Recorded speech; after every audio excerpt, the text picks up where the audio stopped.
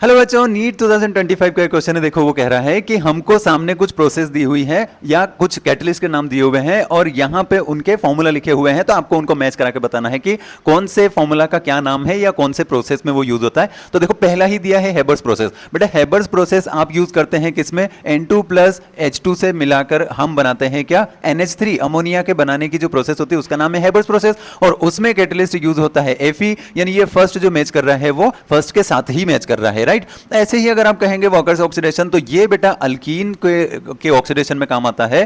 तो इसके लिए हमको क्या चाहिए? पीडी। एक्चुअली यहां पे ये जो पीडी दे रखा है आपको वो 2 पॉजिटिव में है, और ये हमें देगा क्या?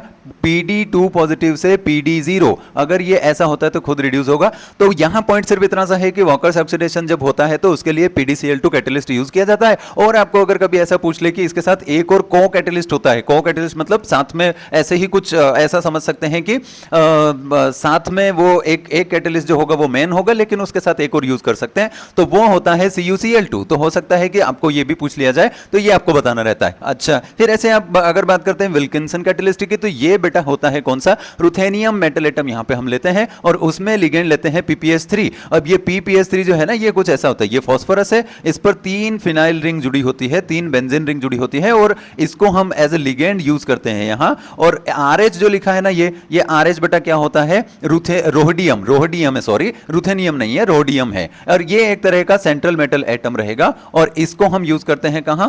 कैसे यूज करते हैं इसको? विल्किंसन कैटलिस्ट की तरह यूज करते हैं। अच्छा, जिगलर कैटलिस्ट, इसको जिगलर नाटा कैटलिस्ट भी कहा जाता है, और ये यूज होता है जनरली कहां? पॉलीथीन के मैन्युफैक्चरिंग में। पॉलीथीन जो बनाई जाती है, हाई डेंसिटी पॉलीथीन और लो डेंसिटी पॉलीथीन, ऐसे वर्ड यूज करते हैं जहां पे हम इसका यूज करते हैं। तो हमें अगर देखना हो तो चारों एक दूसरे के साथ मैच कर रहे हैं, यानी फोर्थ ऑप्शन आपका सही हो जाएगा। यही आंसर है। Thank you.